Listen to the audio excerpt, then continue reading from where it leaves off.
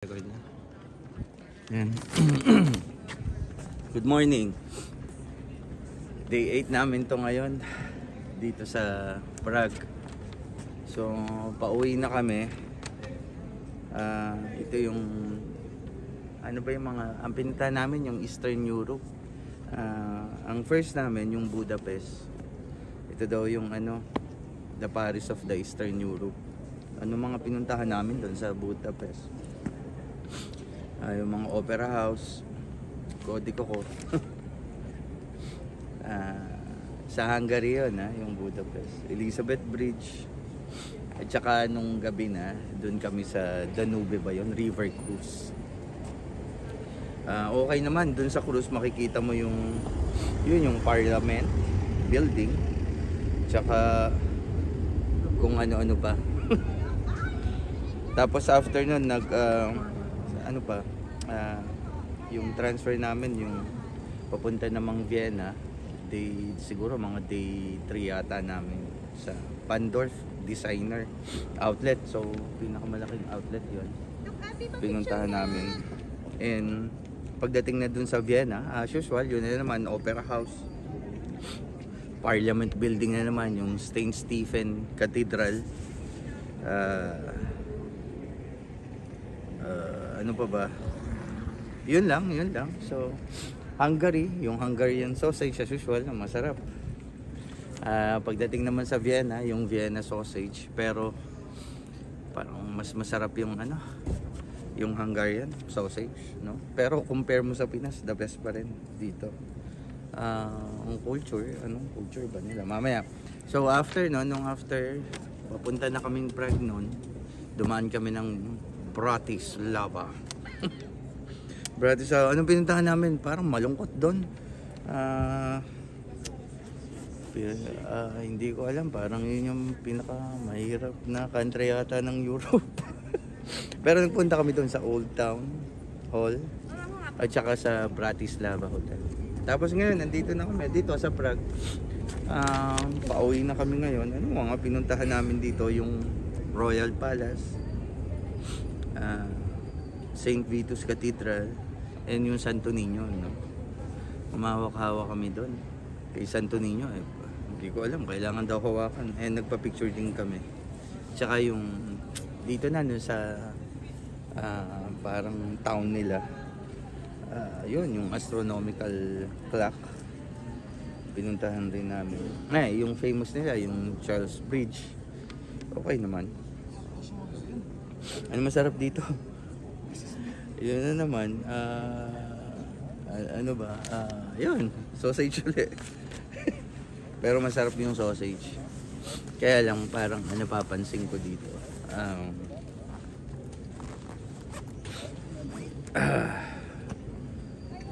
camel, binili ko lang kasi may camel sa Pilipinas, parehong pareho. Hindi naman pareho kasi mas malaki yung nakalagay dito na magkaka-cancer kapag pinagpatuloy mo to. Pero ubusin ko na lang to, last na siguro sa buhay ko. Hindi natin masabi. Anyway, yun nandito na sa Prague. Last day namin, okay naman ako. Sausage, the best pa rin. Ito, sausage pareho lang sa Hungary and dito. Parehong masarap sa akin. Kaya lang ang pansin ko dito, mga blunt yung pagkain nila. Matatabang, siguro kasi hindi sila rice. Bread talaga yung kapartner. Edi pepper lang, lagyan mo. And salt, pero hindi na ako salt. Pepper lang. Lagyan mo maraming pepper. Sandamakmak, the best. Okay na. So, tapos yung mga parang dito yung language nila, hindi mo na malaman kung Russia, Italia, hindi, parang hindi Italian, parang yung accent ng French, meron minsan may accent ng French. German, oo. Kagaya, yung si Eli, hi. Pag dito ka yung residence mo dito, ang pangalan mo dito, Eliski. Ilayski.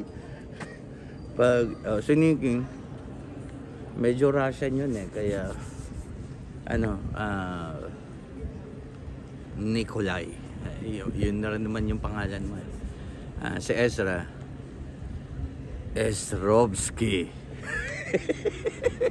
Estrovsky. Donsen. Parang Don and Sending. Yung Donsen, meron yun sa Tagalog. Ano yun eh, 12, 12, dozen. Ano ba? Malamig. -7 ngayon, -7. Ito na yung suot ko kasi pa airport na kami. Ang lamig sobra. Dito lang naman yung hotel namin, Ambassador pala. Ambassador Hotel to. May casino din dyan yan. Casino. And Goldfinger katabi namin. Hindi ako nakapasok eh. Ayaman na. Nag-inom kami dito last time. Dito. Ito si Abby. Si Abby. Hi! Hi! Yan si Abby.